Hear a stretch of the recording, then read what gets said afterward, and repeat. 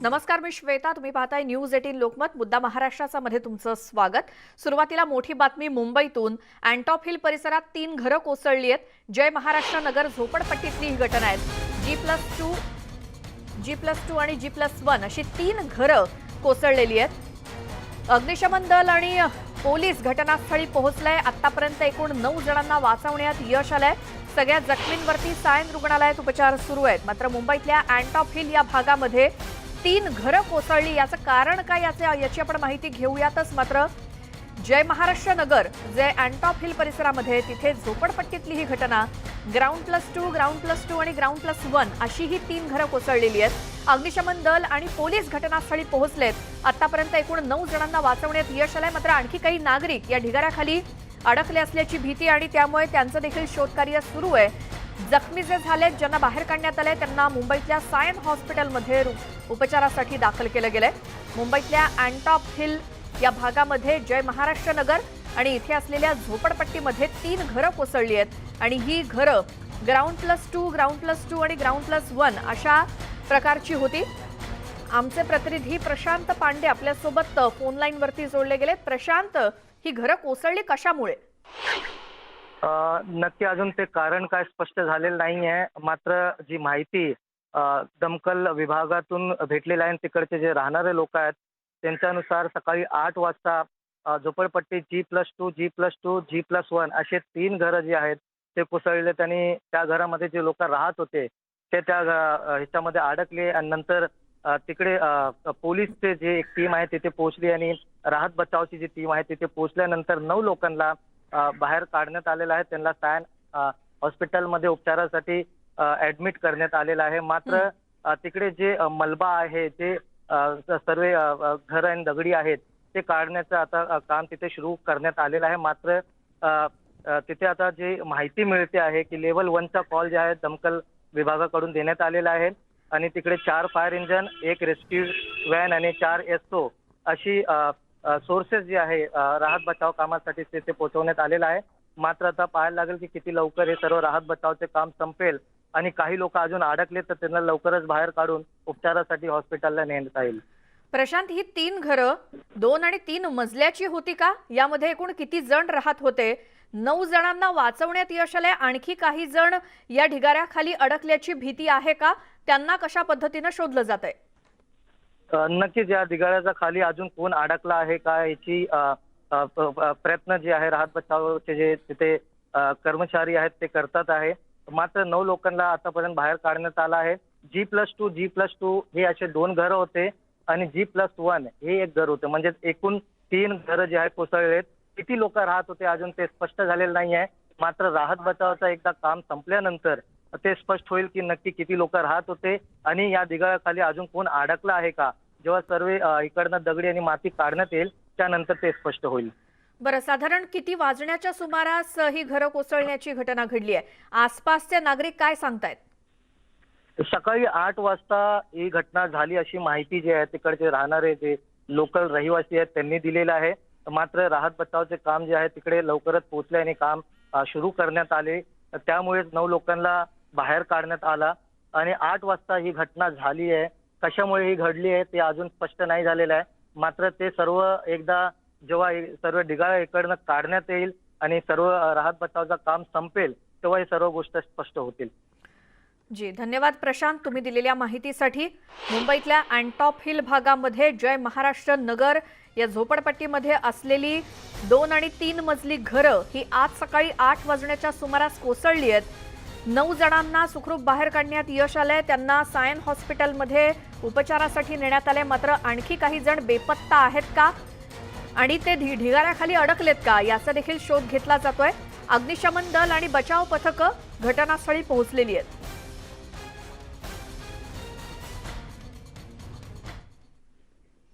आताच्या बुलेटिनच्या 4 महत्त्वाच्या बातम्यांवरती एक नजर टाकूयात. पहिली म्हणजे मुंबई क्रूज ड्रग्ज प्रकरणाला एक नवं वळण लागलं असून या प्रकरणी आरोप प्रत्यारोपांचं सत्र रंगल्याचं पाहायला मिळतंय. आज दुपारी 12 वाजता देवेंद्र फडणवीस पत्रकार परिषद घेणार असल्याची माहिती मिळते. त्यानंतर नवाब मलिक सुद्धा पत्रकार परिषद घेणार आहेत. दरम्यान या दोन्ही पत्रकार परिषदांआधी संजय राऊत आणि शरद पवारांमध्ये सिल्वर ओकवर बैठक पार पडली. तर दुसरीकडे आर्यन खान आज चौकशीला उपस्थित राहणार का, हे देखील पाहणं महत्त्वाचं ठरणार आहे या आजच्या दिवसातल्या महत्त्वाच्या घडामोडी.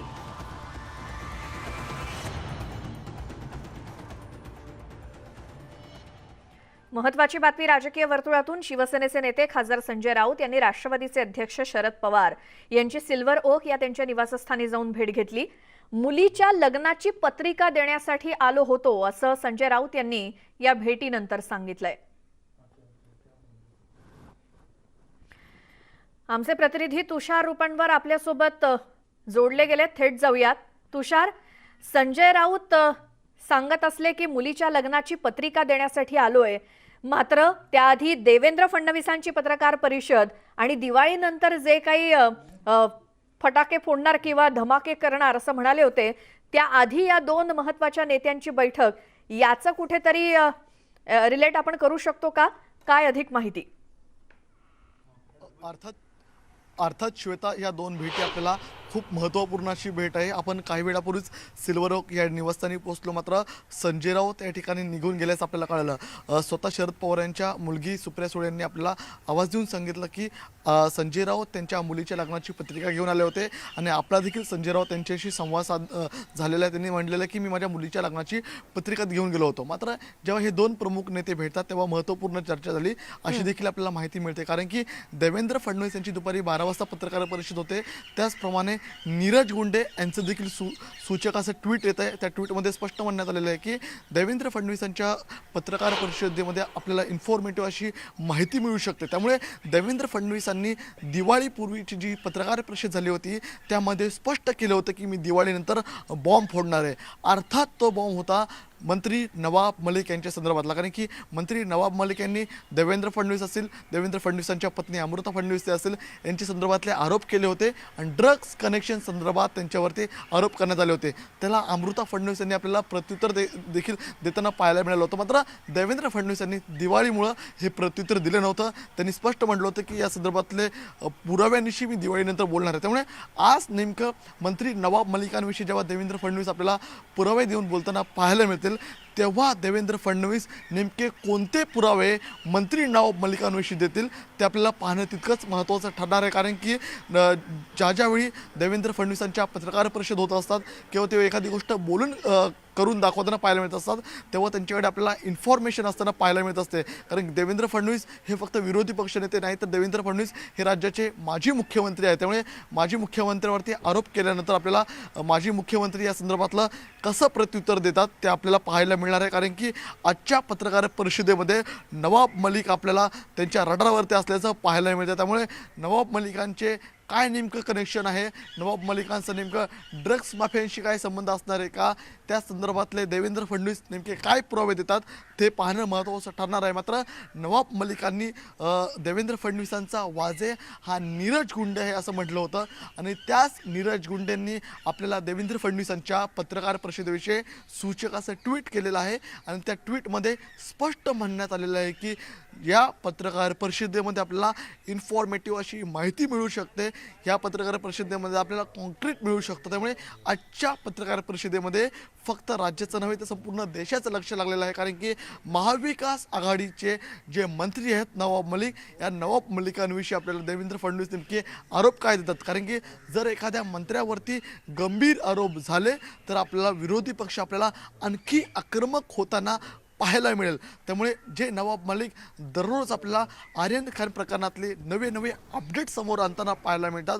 त्यांनी ज्या प्रकारे समीर वानखेडेंवरती आरोप केले, समीर वानखेडेंच्या कशा रेड्स होत्या त्याबद्दल सांगितलं, त्यानंतर त्यांनी अनेक राजकीय नेत्यांवरती आरोप करत असताना त्यापैकीच एक त्यांनी देवेंद्र फडणवीस यांच्यावरती देखील निशाणा साधला. मात्र देवेंद्र फडणवीस यांच्यावर निशाणा साधल्यानंतर आता देवेंद्र फडणवीस त्यांना नेमकं त्यांच्या शैलीमध्ये पुराव्यासहित कसं उत्तर देतात आपल्याला काही क्षणामध्ये पाहायला मिळणार आहे. मात्र या गोष्टी होत असताना संजय राऊत आणि शरद पवारांची जी भेट आहे ही अत्यंत महत्त्वपूर्ण अशी ही भेट म्हणून ओळखली जाते. कारण की संजय राऊत हे आपल्या वैयक्तिक कारणासाठी लग्नाची पत्रिका जरी घेऊन शरद पवारांकडे गेलेले असतील तरीही त्यांनी नेमकी आज या भेटीमध्ये देवेंद्र फडणवीसांच्या पत्रकार परिषदेविषयी 100% चर्चा झाली असणार. कारण की जेव्हा दोन पक्षांचे एक प्रमुख नेते आपल्याला भेटताना पाहायला मिळतं, कारण की संजय राऊतांचा आपण रोल पाहिला तर महाविकास आघाडीमधले जे काही मतभेद असतील ते दूर करण्यामध्ये आपल्याला ते शरद पवारांची अनेक वेळा आपल्याला भेट घेताना पाहायला मिळत होते. त्यामुळे आजच्या पत्रकार परिषदेमध्ये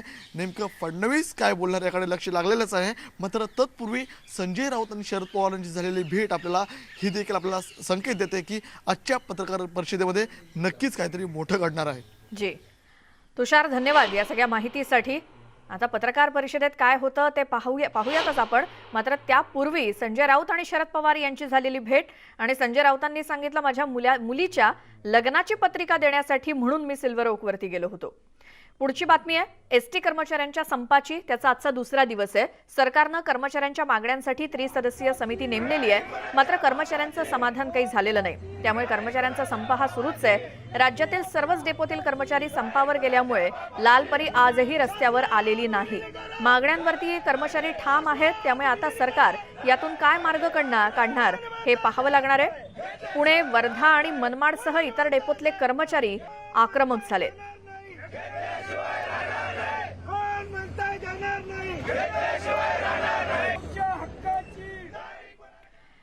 तर एसटीचे कर्मचारी आपल्या संपावरती ठाम असल्यानं प्रवाशांचे हाल सुरू आहेत. दरम्यान एसटी कर्मचाऱ्यांच्या संपाची व्याप्ती वाढली आहे आणि सुमारे 240 आगारातील एसटी कर्मचारी आता संपामध्ये उतरलेत. संप मागे घेण्याचे आदेश देऊन सुद्धा वारंवार न्यायालयाच्या आदेशाचं उल्लंघन करण्यात आलंय. त्यामुळे याचिकाकर्त्यांनी योग्य ती कारवाई करावी असे निर्देश न्यायालयानं दिलेत. एकीकडे सरकारनं संपावर तोडगा काढण्यासाठी समिती गठीत केली आहे, तर दुसरीकडे सरकारनं खासगी वाहनांना प्रवासी वाहतूक करण्यासाठी परवानगी दिली आहे. एसटी संपाच्या पार्श्वभूमीवर हा निर्णय घेतला गेलाय. प्रवाशांची गैरसोय टाळण्यासाठी हा निर्णय घेण्यात आल्याचं सांगण्यात आलंय. मध्यरात्रीपासून खासगी वाहनांमधून प्रवासी वाहतूक करण्यास परवानगी देण्यात आल्यामुळे एसटी कर्मचाऱ्यांचा संप आणखी चिघळण्याची शक्यता आहे. राज्यामध्ये एकूण सुमारे 250च्या आसपास डेपो आहेत. त्यापैकी 240 डेपोंमध्ये संप आहे एसटीच्या कर्मचाऱ्यांचा. त्यामुळे एसटीची जी वाहतूक आहे ती पूर्णपणे ठप्प झालेली आहे. आणि त्यातच आता सरकारनं एक निर्णय घेतलाय काल, तो म्हणजे खासगी वाहनांमधून प्रवाशांची वाहतूक करण्यास परवानगी देण्यात आली आहे. आणि या निर्णयावरती एसटीचे कर्मचारी नाराजच आहेत. त्यामुळे एसटी कर्मचाऱ्यांचा हा संप आणखी चिघळण्याची शक्यता आहे. राज्यातील अनेक आगारं बंद आहेत. लालपरी आज देखील रस्त्यावरती उतरलेली नाही आणि खासगी बसेसना त्यात प्रवासी वाहतुकीची परवानगी दिलेली आहे. त्यामुळे आता एसटीचे कर्मचारी आणखीनच संतापलेत.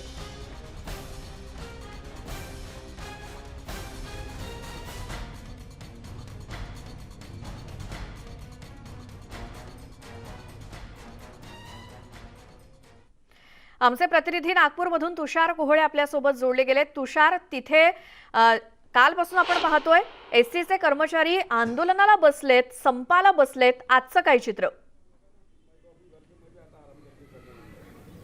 सध्या मी नागपूरच्या गणेशपेठ आगारामध्ये आहे आणि गणेशपेठच्या या बसस्थानकात जर काही दृश्य बघितलं तर बघू शकता की इथे एकही बस नाही. काही एकच दुकट प्रवासी इथे येताना दिसतात, ज्यांना संपाबद्दल माहिती नाही असे प्रवासी येत आहे. काही प्रवासी आले, आपण त्यांना विचारूया. कुठून आले तुम्ही? कुठं जायचं तुम्हाला? वर्धा जायचं होतं. वर्धा जायचं. संप आहे म्हणून माहित नव्हतं का तुम्हाला? नाही, माहीतच नव्हतं. अच्छा पेपर कवर. अच्छा. आणि प्रायव्हेट बसेस चालू आहेत? प्रायव्हेट आता पाहिलं नाही, आता पाहावं लागेल ना. तर हे नाही मिळालं तर प्रायव्हेट पाहावं. महत्त्वाचा विषय की जर का या संपूर्ण बसस्थानकात जर का तुम्ही हे दृश्य बघितलं ना, तर हे दृश्य रोज जर का पाहिलं तिथे पूर्ण भरगच्च गर्दी असते. रोज बसा पाहायला मिळतात, प्रवाशांची गर्दी असते. मात्र आज नागपूर विभागामध्ये संपाचा 3रा दिवस आहे आणि 3ऱ्या दिवशी हे असं दृश्य पाहायला मिळत आहे. रोज असंच दृश्य मागच्या 3 दिवसापासून पाहायला मिळत आहे. गणेशपेठ हे बाजूचं जे आगार आहे त्या आगारामध्ये सर्व बसेस उभ्या आहे आणि जी प्रवाशांच्या मागण्या आहे की त्यांना ज्या काही त्यांच्या प्रमुख मागण्या आहेत त्या मागण्या मान्य झाल्याच्या आहेत, ते संप मागे घेणार नाही. यांना अपेक्षा होती की काल काहीतरी तोडगा निघेल, मात्र तोडगा निघू शकला नाही. त्यामुळे मग शेवटी राज्य सरकारला एक अधिसूचना काढावी लागली. गृह परिवहन विभागाने जी अधिसूचना काढली त्या अधिसूचनेमध्ये ज्या बसेस आहे, विशेष करून खाजगी बसेस असेल किंवा मग कंपन्यांच्या बसेस असेल, सोबतच स्कूल बसेस यांना आता प्रवाशांची परवानगी देण्यात आलेली आहे आणि ते संप मिटेतपर्यंत प्रवास करणार आहेत. तर का तुम्ही पुढे बघितलं तर मनसेचे काही कार्यकर्ते आपल्याला पाहायला मिळत आहे. मनसे देखील आता या संपामध्ये उतरलेली आहे. त्यांनी देखील समर्थन दिलेलं आहे या संपाला आणि बाजूलाच तिथे एस टी कर्मचाऱ्यांचं जे स्टॉल आहे त्यांनी लावलेलं आहे. त्या मंडपामध्ये मागच्या 3 दिवसापासून संप सुरू आहे. पण आपण बघू शकतो की प्रवासी येत आहे. प्रवासी अजूनही त्यांना अपेक्षा आहे की संप मिटेल, पण तसं होताना दिसत नाही.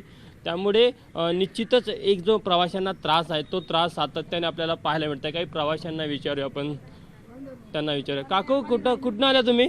आम्ही हं? मोपेवरून कुठे जायचं तुम्हाला? आम्हाला इथंच जायचं आहे. कुठं बा? शीतला माता मंदिर. शीतला माता मंदिर. हो, शीतला माता अच्छा. मंदिर मध्ये ठीक आहे. इकडे काही मनसेचे कार्यकर्ते आपण त्यांना विचारूया की ते संपामध्ये, कारण की राज ठाकरेंनी काल सांगितलं की त्यांनी देखील समर्थन दिलं या संपाला. त्यामुळे आपण मनसेच्या काही पदाधिकाऱ्यांना विचारू त्यांची काय भूमिका आहे. राज ठाकरेंनी ज्या प्रकारे त्यांना सांगितलं की हे बघू शकतो आपण की मनसेचे हे सर्व पदाधिकारी आहे. मनसेच्या पदाधिकाऱ्यांनी समर्थन दिलेलं आहे. भाऊ मला एक सांगा, तुम्ही त्या संपामध्ये पाठिंबा दिलेला आहे, काय तुमच्या मागण्या आहे? तुम्हाला सर्वांना माहिती आहे, माननीय राज ठाकरे साहेब हे सर्वसामान्यांचे भावना जाणून घेणारे एकमेव नेते या महाराष्ट्रामध्ये आहे. एस टीच्या संपाच्या संदर्भात सर्वात प्रथम मुख्यमंत्र्यांना पत्र लिहून मुख्यमंत्र्यांना या एस टी कामगारांचे जे प्रश्न आहे त्याच्याबद्दलची जाणीव करून देणारे आदरणीय राज ठाकरे साहेब होते आणि त्यांच्याच आदेशाप्रमाणे एस टी कर्मचाऱ्यांच्या संपामध्ये आम्ही त्यांच्यासोबत आहोत. त्यांच्या सुखदुःखामध्ये आम्ही त्यांच्यासोबत आहोत. याकरताच महाराष्ट्र नवनिर्माण सेनेचे आज नागपूर शहराचे सर्व पदाधिकारी या एस टी कामगार जिथे बसलेले आहेत त्या मंडपाच्या जवळ आहेत, त्यांच्या आंदोलनामध्ये सहभागी झालेले आहेत. आपण बघू शकतो की मनसेने समर्थन दिलेलं आहे आणि आज शहरातले जे पदाधिकारी आहे मनसेचे ते गणेशपेठ आगारामध्ये आलेले आहे आणि सर्व कर्मचाऱ्यांसोबत इथे आहे संपाच्या ठिकाणी आणि एक प्रकारे समर्थन देऊन त्यांना त्यांचा उत्साह वाढवण्याचा प्रयत्न करत आहे. जी तुषार, थोडंसं थांबवते. आपण राज्यातल्या इतर देखील ठिकाणांचा आढावा घेऊयात. तिकडे काय परिस्थिती आज? एस टी कर्मचाऱ्यांचं म्हणणं असं आहे की राज्य शासनामध्ये विलिनीकरण करण्यात यावं महामंडळाचं. या मागणीसाठी बीडमधले कर्मचारी गेल्या 6 दिवसांपासून आक्रमक आंदोलन करतायत आणि आज चक्क सामूहिक मुंडन करत राज्य सरकारचा निषेध केला जातोय. आज पुरुष मुंडन करतायत, तर शासनानं मागण्या जर मान्य केल्या नाहीत तर उद्या महिला देखील मुंडन करतील असा इशारा या आंदोलकांनी दिलाय. सुरेश जाधव आपले प्रतिनिधी बीडमधून आपल्या सोबत आहेत. सुरेश, आज आता आणखी काय म्हणणं आहे या सगळ्या एसटी कर्मचाऱ्यांचं? गेल्या 6 दिवसापासून बीड आगारातील जे कर्मचारी आहेत ते संपावरती आहेत आणि बीड जिल्ह्यातील जवळपास 11 डेपो आहेत. हे सगळे डेपो बंद आहेत. या ठिकाणी जे अधिकारी आहे, इथलचे जे कर्मचारी आहेत त्या कर्मचाऱ्यांचं एवढं म्हणणं आहे की आम्हाला शासनामध्ये विलिनीकरण करून घ्यावं. माझ्यासोबत कर्मचारी आहेत, आपण त्यांना विचारणार आहोत नेमकं काय तुमचं म्हणणं आहे आणि किती दिवसापासून तुम्ही आंदोलन करताय. सरकार तुमच्या या 6वा दिवस आहे आमच्या बीड आगाराचा. तसं पाहिलं तर महाराष्ट्रामध्ये आज 13वा दिवस आहे आंदोलन. तरी सरकारला जाग आहे. काल आमच्या संदर्भात सरकारनं न्यायालयात माननीय न्यायालयात कमिटी स्थापन केली, पण त्या कमिटी स्पष्ट कर्मचाऱ्याला विलीन करून घेण्यात येईल किंवा राज्य शासकीय कर्मचाऱ्याप्रमाणे वेतन भत्ते देण्यात येईल असा कसलाही उल्लेख केलेला नाही. त्याच्या निषेधार्थ आज सर्व कर्मचारी मुंडन आंदोलन करीत आहेत आमच्या बीड आगारामध्ये. तर अशीच परिस्थिती राहिली तर आमच्या काही महिला भगिनींनी पण भावना व्यक्त केल्या की आम्ही किती दिवस हाल सोचवा. सरकार तुमच्या बाबतीमध्ये कशा पद्धतीने, मुख्यमंत्री असतील इतर असतील, कशा पद्धतीने ते निर्णय करतात? 2017 साली पण हाच JR काढला होता, अशीच फसवणूक केली होती आणि तेच सरकार आहे. त्याच सरकारनं आता पण तोच JR काढून आमची फसवणूक केलेली आहे आणि खासगी प्रवासी वाहतुकीला यांनी मान्यता दिलेली. त्याच्यामुळे आम्ही या सरकारच्या JRचा जाहीर निषेध करतो. जाहीर निषेध नाही, मुंडन करून सुद्धा आम्ही त्यांचा जाहीर निषेध करतो. त्यांनी आमच्या मागणीचे लवकरात लवकर विचार करावा. मात्र एवढं करूनही आता जे परिवहन मंत्री असतील, हे सगळे असतील, हे लक्ष देत आहेत का? नेमकं इथले पालकमंत्री असतील, आमदार खासदार असतील, ते भेटतात तुमच्या प्रश्नासंदर्भात? आमच्या प्रश्नासंदर्भात कुणीही भेटले नाहीत, पालकमंत्री पण भेटले नाहीत. त्याच्यामुळे आम्ही सरकारचं मुंडन करून जाहीर निषेध करतो. आता मुंडन केल्यानंतर जर राज्य सरकारनं तुमच्या या मागण्या मान्य नाही केल्या तर आता पुढचं पाऊल काय असेल? नेमकं तुम्ही पुढे कशा पद्धतीने सरकारला पाऊल सर आमचं असं आहे की जर ह्यांनी आम्हाला असं नाही केलं तर आम्ही आमच्या कुटुंबासहित मुलाबाळासहित इथं आंदोलनाला येऊ. आमची पूर्ण तयारी निश्चित झालेली आहे. आम्ही आज कसल्याही प्रकारे माघार घेणार नाहीये. तर उद्या सरकारने आम्हाला जेलमध्ये टाकू, याच्यातूनही माघार नाही घेतली तर आम्ही आत्मदहन करू. पण आता आम्ही सरकारमध्ये विलीनीकरण झाल्याशिवाय माघार घेणार नाहीत. आपण पाहतोय इथलचे बीडचे जे कर्मचारी आहेत ते बीडचे कर्मचारी आक्रमक झालेले आहेत आणि जी सुरेश, धन्यवाद या सगळ्या माहितीसाठी. आपण पुन्हा बीडमधनं नागपुरात जाऊयात. गणेशपेठ डेपोमध्ये आपले प्रतिनिधी तुषार कोहळे आहेत. आज डेपो पूर्णपणे डेपोमध्ये शुकशुकाट दिसतोय आणि आता गेल्या किती दिवसांपासून नागपुरातल्या या एसटी कर्मचाऱ्यांचा जो संप सुरू आहे, आता आजच्या दिवशी त्यांचं काय म्हणणं आहे? कारण काल एकतर सरकारकडून अपेक्षा होती मात्र ती काही पूर्ण झालेली नाही. आता यापुढे काय तुषार? आपण बघू शकतो की जर का तुम्ही गणेशपेठ आगारातलं हे दृश्य बघितलं समोर, तर तिथे जे सर्व कर्मचारी आहे हे मागच्या 3 दिवसापासून असेच ठिय्या आंदोलनावर बसलेले आहे आणि आता मनसेने देखील या आंदोलनामध्ये उडी घेतलेली आहे. कारण की ज्या प्रकारे राज ठाकरेंनी काल मनसेला कार्यकर्त्यांना निर्देश दिले, त्यानंतर मनसेचे पदाधिकारी देखील इथे आलेले आहे आणि या सर्व संपाला पाठिंबा देत आहे. या सर्व कर्मचाऱ्यांचं हेच म्हणणं आहे की त्यांची जी प्रमुख मागणी आहे की त्यांचं विलगीकरण व्हायला पाहिजे राज्यसेवेच्या ज्या सेवेमध्ये आहे आणि महत्त्वाचा गोष्ट की ज्या आधारावर राज्य शासनाच्या कर्मचाऱ्यांना पगार आणि वेतन आणि भत्ते दिले जातात त्या आधारावर त्यांना त्या सर्व सेवा सुविधा मिळाल्या पाहिजे आणि तीच एक प्रमुख मागणी. या सर्व कर्मचाऱ्यांना असं वाटत होतं काल काहीतरी तोडगा निघेल, मात्र तसा तोडगा निघालेला नाही. त्यानंतर उशिरा रात्री मग राज्य सरकारचे जे गृह परिवहन विभाग आहे त्यांनी एक अधिसूचना काढली आणि खाजगी बसेसला प्रवासी वाहतूक करण्याची परवानगी दिली. मात्र सकाळला जर का आपण नागपूर शहरामध्ये बघितलं तर अनेक खाजगी बसेस असेल ज्या अवैध पद्धतीने नेहमी प्रवाशांना घेऊन जात होत्या, आज त्या अधिकृतपणे घेऊन जात होत्या. मात्र त्यांनी जे भाडं होतं ते भरमसाठ भाडं वाढवलं आणि त्यामुळे मनसेचा देखील त्यामध्ये संताप पाहायला मिळत आहे. मला एक सांगा की खाजगी बसेसला वाहतूक करायची परवानगी दिली मात्र ते भरमसाठ भाडं देत आहे. सरकारची प्रत्येक गोष्ट चुकत आहे. 35 कामगारांचा मृत्यू झाला या एस टी कामगारांचा.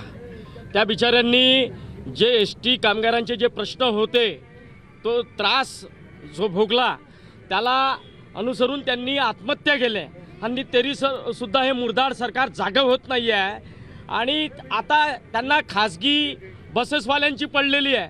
त्यांना कुठल्याही पद्धतीने या एस टी कामगारांचा संप मोडायचा आहे, त्याच्यामुळे त्यांनी या विचित्र कृतीला पाठिंबा दिलेला आहे.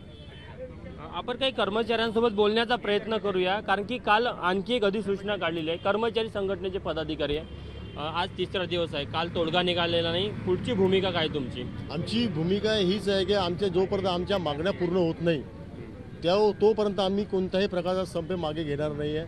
ही आमची कर्मचारी ठाम भूमिका आहे. त्यामुळे सन्माननीय राजसाहेबांनी आम्हाला जो पाठिंबा दिला त्यांचं आम्ही खूप शुभेच्छा देतो त्यांना. ह्या सर्व पदाधिकाऱ्यांना जे आमच्यासाठी धावून आल्या, महाराष्ट्र सैनिक, त्या संपूर्ण महाराष्ट्रासाठी आमची एक कौतुकाची बाब आहे ही आमच्यासाठी. आज आमच्या पाठीमागे खंबीरपणे उभे आहे. आणखी काही कामगार आहे, पण त्यांना विचार काही महिला कामगार आहे. ताई सांगा, काय मागण्या आहे तुमच्या? 3रा दिवस झाला अजून काही तोडगा निघालेला नाही. महिला कामगार नाही आहे. अच्छा, कोण बोलणार याच्यापैकी? सध्या काल जी अधिसूचना निघाली त्यानुसार हे कर्मचारी बोलायला तयार नाही. कोणी आहे कर्मचारी असते तर तुम्ही? 3रा दिवस आहे आज तुमचा. समितीने दिलेला जो निर्णय आहे तो आम्हाला मान्य नाही आहे आणि आम्हाला शासनात विलिनीकरण हे पाहिजेच आहे. तोपर्यंत आम्ही आमचा संप मिटवणार नाही आहे. अच्छा, काल त्यांनी समिती तयार केली, त्यांचं असं म्हणणं होतं परिवहन मंत्र्यांचं की याला वेळ लागेल, ही प्रक्रिया एका दिवसात होत नाही. असा विश्वासघात आमच्यासोबत खूपदा झालेला आहे, त्यामुळे आम्ही आता संप मिटवणार नाहीच आहे. जोपर्यंत आम्हाला निर्णय मिळणार नाही तोपर्यंत आम्ही मागे हटणार नाही. वेतनासंदर्भात तुमच्या काही मागण्या होत्या, नेमका कशा प्रकारच्या वेतनाचा तुम्हाला इतर कर्मचाऱ्याच्या तुलनेने कमी वेतन मिळतं तुम्हाला? सर कसं आहे माहीत आहे का, या मीडिया थ्रू मी एकच सरकारला जागू इच्छितो की शासनात विलिनीकरण होणं म्हणजे एकट्या फक्त एस टी कामगार किंवा कामगार कर्मचाऱ्याचाच फायदा नसून सर्व जनतेचा आणि सरकारचा सुद्धा फायदा आहे. कसं की आज जे 17% कर एस टीच्या तिकिटावर लागतो तो सुद्धा कर कमी होऊ शकतो. परत अजून जो टोलटॅक्सचा जो 3,500 करोड रुपये जे एस टीला द्यावं लागते तो सरकारच्या खात्यात जमा होऊ शकतो. अशा पद्धतीने जनतेचा किंवा आमचा बी सुद्धा फायदा आहे. त्या कारणानं एस टीत विलिनीकरण व्हावं असं मला जाहीरपणे वाटते. आपण बघू शकतो की या सर्व हे जे एस टीचे कर्मचारी आहे या सर्व कर्मचारी आपली भूमिका स्पष्ट केली आहे की जेव्हापर्यंत या सर्व कर्मचाऱ्यांच्या मागण्या मान्य होत नाहीत तेव्हापर्यंत ते संपावर ठाम आहे. याआधी अनेक वेळा त्यांचा विश्वासघात झालेला आहे, त्यामुळे यावेळेस ते विश्वासघाताचे बळी ठरणार नाही. जेव्हापर्यंत त्यांना ठोस आश्वासन आणि ठोस लेखी उत्तर मिळत नाही तेव्हापर्यंत ते संपावरनं मागे हटणार नाही. तुषार, धन्यवाद या सगळ्या माहितीसाठी, संवादासाठी. आणि हे त्यांचं म्हणणं सरकारपर्यंत पोहोचावं हीच अपेक्षा आहे आपल्या माध्यमातून. या बातमी संदर्भातले सगळे अपडेट आपण घेत राहूच. संपूर्ण महाराष्ट्रात काय परिस्थिती आहे त्याबद्दल तुर्तास वेळ झाली एका छोट्याशा ब्रेकची. ब्रेक घेऊन लगेच परत येऊया. पाहत राहा मुद्दा महाराष्ट्राचा.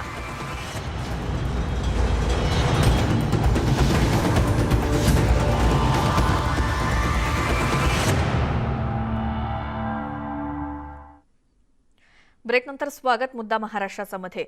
पुढची बातमी आहे. एनसीबीच्या कार्यालयाच्या फुटेजची तपासणी आता होणार असल्याचं सूत्रांकडून कळतंय. पोलीस एनसीबीच्या कार्यालयाच्या बाहेरचं फुटेज तपासणार आहेत.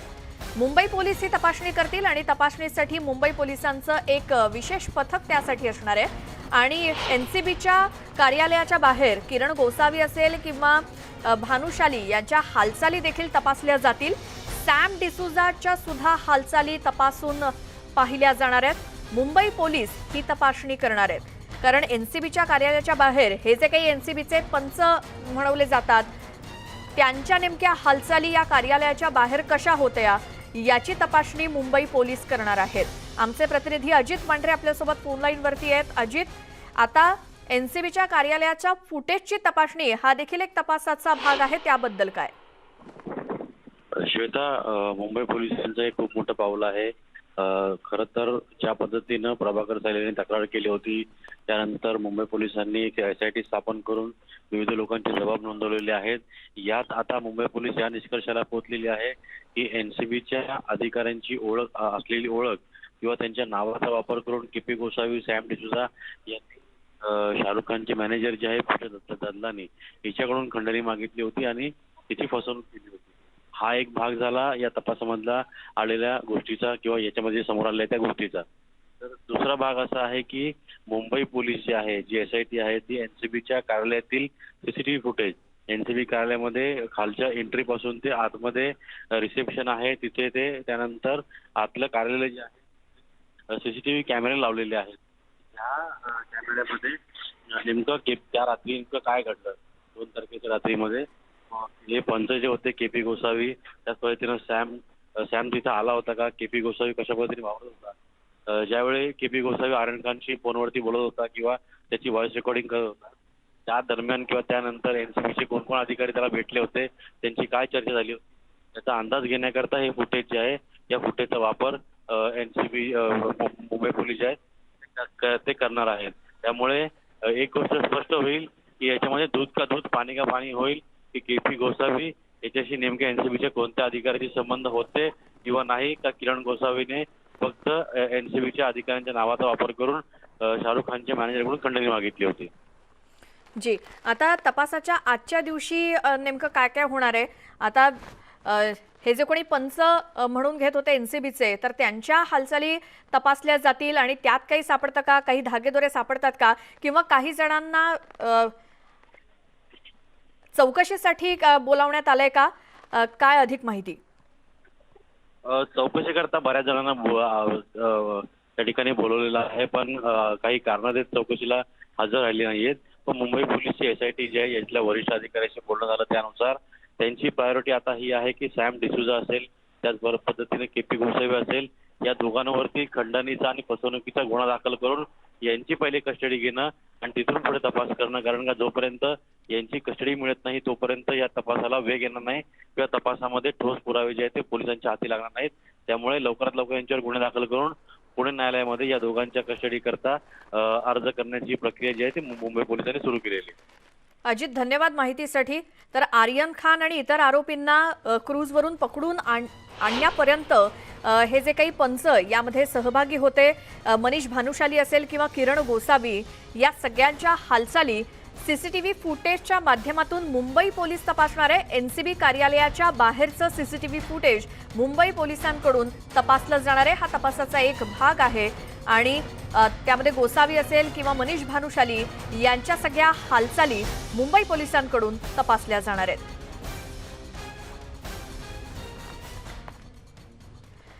इतरही महत्त्वाच्या बातम्या पाहूयात छोट्याशा ब्रेक नंतर. पाहत राहा मुद्दा महाराष्ट्राचा.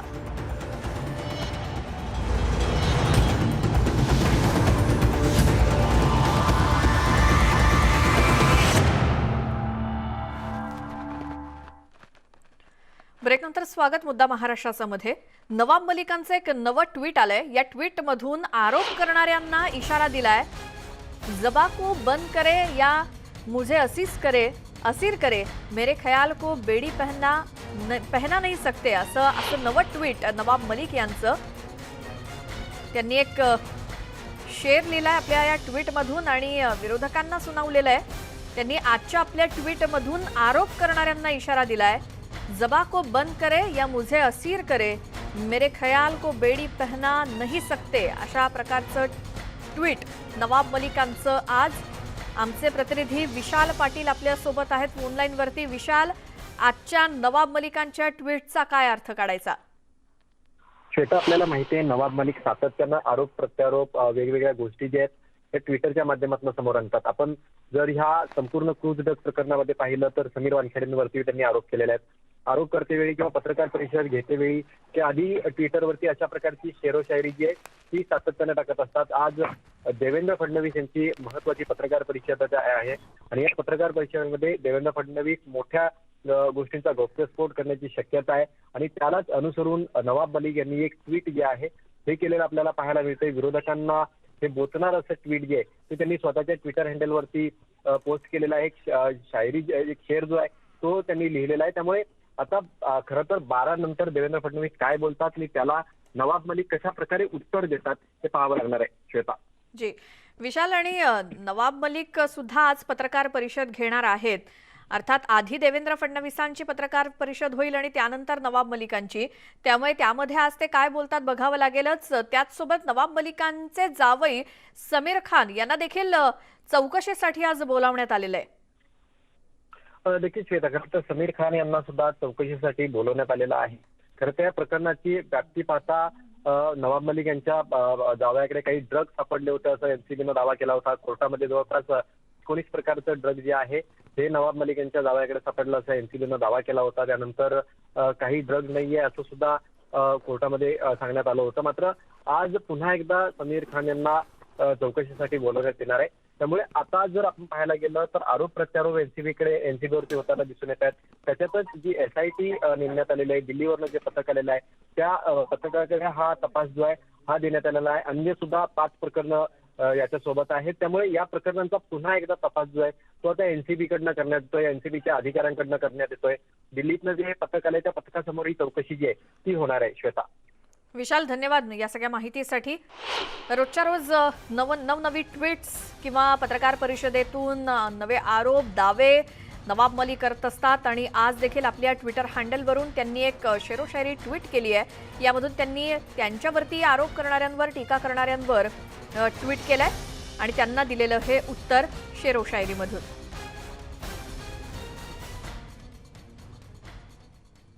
इतरही काही महत्त्वाच्या बातम्या आपण पाहूयात एका छोट्याशा ब्रेक नंतर. पाहत राहा news 18 Lokmat.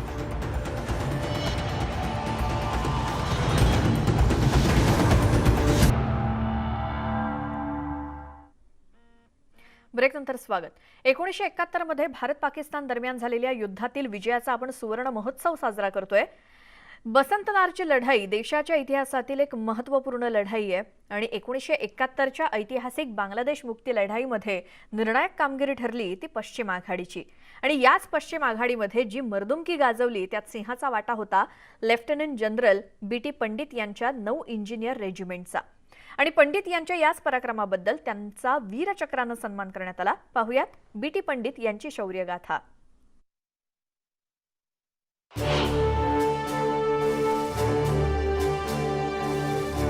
Lieutenant general Bhartruhari Pandit, भारतीय लष्करात पराक्रम गाजवणारा महाराष्ट्राचा सुपुत्र. BT पंडित यांच्या अनेक पराक्रमांपैकी एक पराक्रम बांगलादेश मुक्ती लढाई म्हणजेच बसंतनार लढाई. तारीख 3 डिसेंबर 1971. ठिकाण जम्मू काश्मीर. पठाणकोटमध्ये तैनात 9 इंजिनियर रेजिमेंटला खबर मिळाली आणि खबर मिळताच लेफ्टनंट जनरल BT पंडित यांच्या नेतृत्वाखाली इंजिनियर्सच्या तुकडीने जम्मू काश्मीरकडे कूच केली. अवघ्या 3 दिवसात म्हणजे 6 डिसेंबर पर्यंत पाकिस्तानने पेरलेले सर्व सुरुंग उद्ध्वस्त करून शत्रूचे 60 टँक नष्ट करण्यात आले. या रेजिमेंटने जो अतुलनीय पराक्रम गाजवला त्यामुळे पाकिस्तानचे सर्व मनसुबे उधळले गेले. दुर्दैवाने भारताचे 300 जवान शहीद झाले. या लढाईत पाकिस्तानला चारी मुंड्या चित करण्यात आलं. त्यानंतर बसंतनारच्या निर्णायक लढाईमुळे पाकिस्तानला युद्धविराम करावा लागला. याच पराक्रमाबद्दल लेफ्टनंट जनरल BT पंडित यांना राष्ट्रपती VV गिरी यांच्या हस्ते वीर चक्राने सन्मानित करण्यात आलं.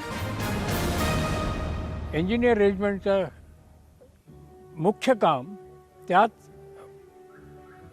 या माइन्स फील्डमधून सेफ रूट काढायचा. तर आम्ही इन्फंट्री आर्मर्ड कोर ॲडव्हान्स सुरू केला.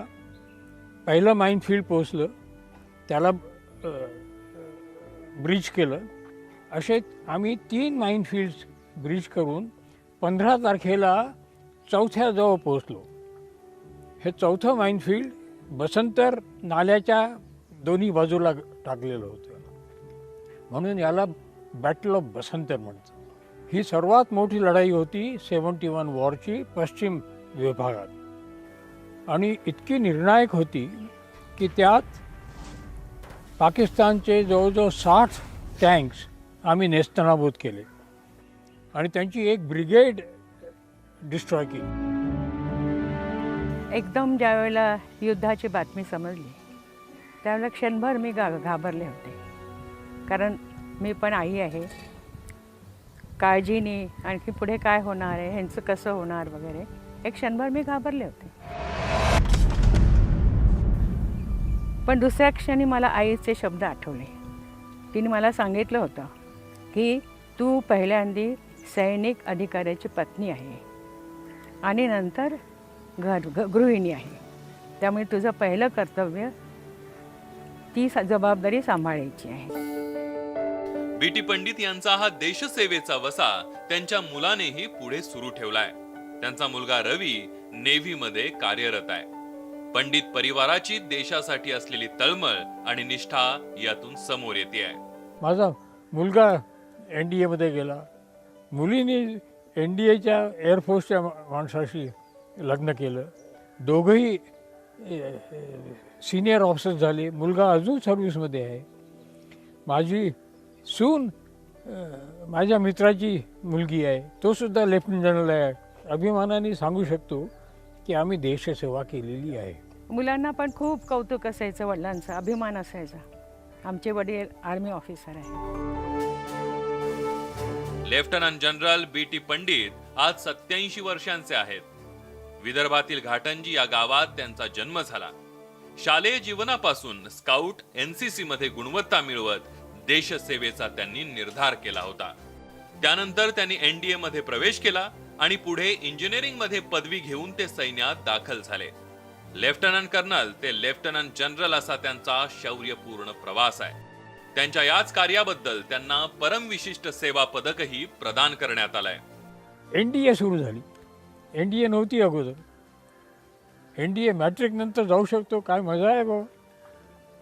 अप्लाय केलं, पब्लिक सर्व्हिस कमिशन, पास झालो, सिलेक्शन बोर्ड, आणि 51 साली मी NDA मध्ये जॉईन झालो. सैनिकी सेवेमध्ये BT पंडित यांनी केलेलं कार्य अविस्मरणीय आहे. त्यांनी गाजवलेला पराक्रम आणि देशासाठी केलेला त्याग अभिमानास्पद आहे.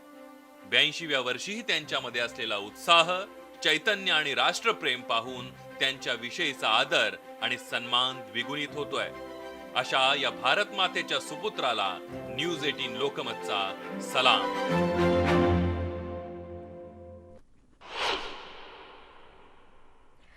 यानंतरची बातमी आहे धुळे शहरातली. तिथे 40गाव चौफुली परिसरात एका माथेफिरूनं 2 सर्प म्हणजे 2 साप हातात पकडून महामार्गावरती चांगलाच धिंगाणा घातला. शहरातील 40गाव परिसरामध्ये एका कंपाऊंड मध्ये 2 साप या माथेफिरूला सापडले. यावेळी या माथेफिरूनं 2ही साप हातात पकडले आणि हा माथेफिरू महामार्गावरती आला. विशेष म्हणजे सुरुवातीला 2ही साप माथेफिरूच्या तावडीतून स्वतःची सुटका करून घेण्याचा केविलवाणा प्रयत्न करत होते. मात्र या माथेफिरूनं 2ही सापाची तोंड दोन्ही हातांनी दाबून ठेवल्यामुळे त्यांना आपली सुटका देखील करून घेता आली नाही. आणि बराच वेळ ही व्यक्ती दोन्ही साप महामार्गावरती घेऊन फिरत होता. इतकंच नव्हे तर या सापापासून तावीज आणि औषध बनवण्याची कपोलकल्पित बडबड सुद्धा तो करत होता.